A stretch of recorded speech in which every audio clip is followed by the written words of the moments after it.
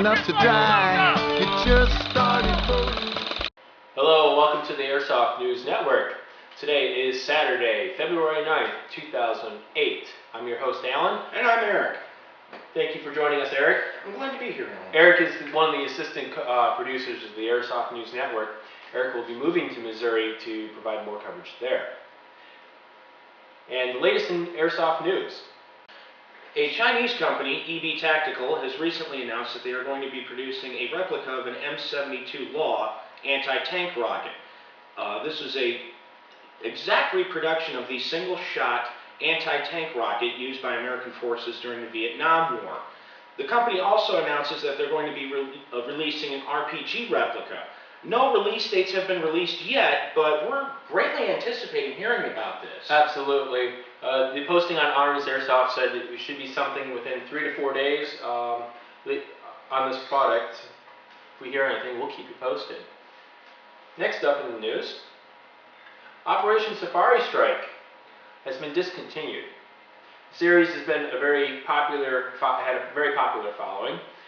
I believe the first couple of years were sold out, and unfortunately, Tactical Airsoft out of Cleveland has discontinued this series, and they're moving on to new, different types of venues.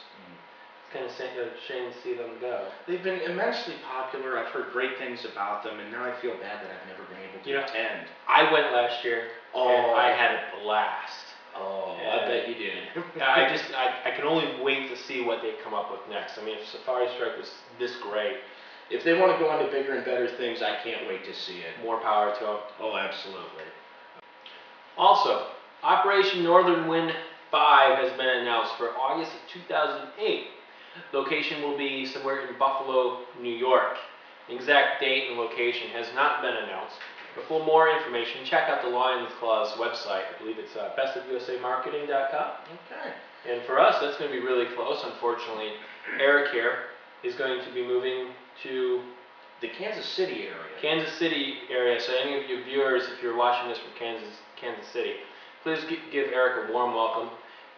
And we'll now have correspondence in Missouri. So I guess there's a good thing that's coming out of this. Yeah, the guys out there, they put on some really good events. I've been talking to a number of them on their discussion forums for the past couple of weeks. And really, I'm going to be looking forward to this. It's going to be quite a bit. Right. It's going to be quite a bit of fun. And of course, the resident cat has joined us. I think she might want to say something today. Maybe not. So, well, what we have here in front of us, we have two versions of two different guns of the 8mm series. Eric, why don't you tell us what we have here? This is what could probably be best described as a modern classic. This is Marushin's 8mm M1 Garand Walnut Limited. Gas blowback, fires 8mm rounds from a clip that will eject from the top of the gun, just like the real steel. And for our viewers, that's a clip, not a mag in this case. This is one of the few guns that you could actually refer to as a clip. Yeah, I tend to confuse people quite quickly when I point that out. Gas operated, the gas fill is right here in the bottom, and it is a very well-made, very solid, and actually rather complex airsoft gun. To be honest with you, if you're not comfortable taking apart your gearbox, don't even think of trying to do any kind of modification with these. These are quite complicated, but when you get them shooting nice, they are an absolute delight to shoot. But it is kind of a gas pig, and it's not really skirmish practical. Well, when you say gas pig, why don't you tell our viewers exactly how much gas do you get at the charge?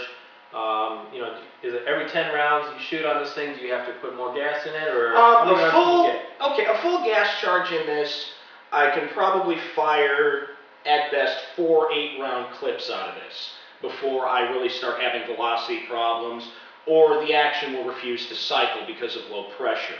But it is an absolute delight to shoot, and Alan has actually been able to see me skirmish this a few times, and it's if you have an opportunity to see one of these or fire one of these, you really should. They are an absolute delight.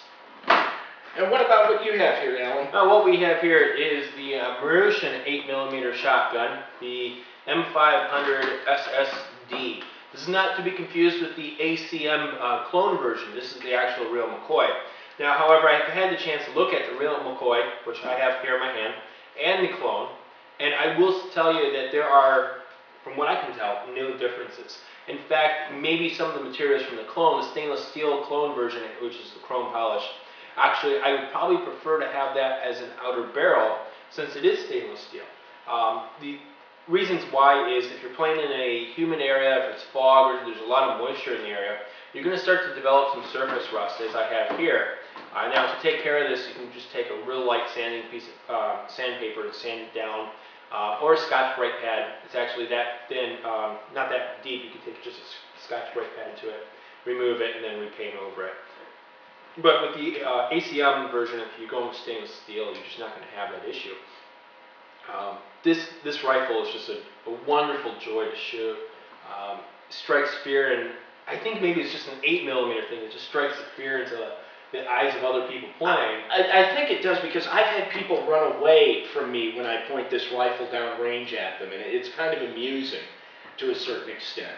Right, and I don't know if it's this 8mm. I mean, you've seen it, I've seen it. I had one person tell me that it was more frightening to see 3 8mm BBs being shot at once towards them, and that made them cower in fear. Now, I know yours is semi-automatic, and that's just the fastest you can pull until your clip is empty. Yeah, and it's what, 8 rounds? 8 rounds, and it does tend to make a little bit of a pling noise like the real steel. Pling, pling, pling. It's really No, when sweet. the empty clip ejects, it does make a pling noise with the metal clip. Sweet. Now, how much do those clips actually cost? From Hong Kong, you can get the plastic ones for about $16. I really haven't looked into them domestically, because when I first heard about these coming out, especially the Walnut Limited version, I wanted one. And I kept checking all sorts of US retailers, and they didn't even have the standard version, let alone the Walnut Limited. And I wound up having to go through a Hong Kong retailer to get this.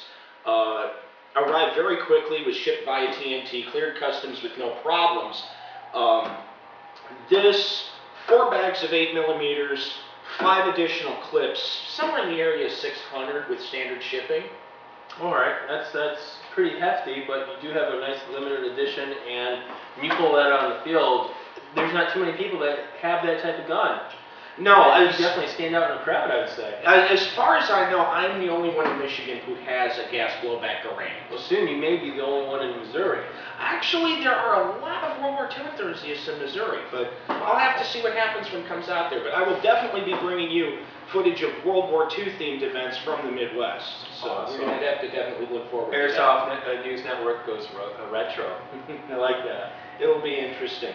But we haven't encountered too many problems with this, Alan, but a lot of other fields are just outright prohibiting 8mm replicas. You know, it's a good point you bring that up, because 8mm, there's a fear there that 8mm it's a heavier weight BB, and a lot of people are having problems judging how much energy is behind an 8mm BB. And what we found out was that the standard is for 6mm, correct me if I'm wrong, is at 0.2 gram. For where we play, yes, and most other places that I found, yes, it is 0.20. Some places do use a 0.25, but for the most part, most people are using a 0.20 gram BB. But with 8mm, you can't get a 0.20. I think the lightest thing we could shoot is a 0.27. Right, and I've shot 0.27s in my shotgun and 0.35s. Now, and that's a good point that if you're using a 0.2, you're lucky, because what we have found is that the standard 8mm BB should be for chrono should be a 0.34. Now, the reason for that is that you can almost take the same type of scale. Now, the FPSs are less than anything else. However, if you look at a 0.12 on the 6mm, you have a 0.2 for the 6mm, and then you go to 2.5, and then beyond that, you get into much higher levels. The same holds true for the 8mm. You have your 0.27s, you have your 0.34s, and then we have your 0.45s, as Eric has here in the back. So we recommend a 0.34 as your standard BB for 8mm chrome.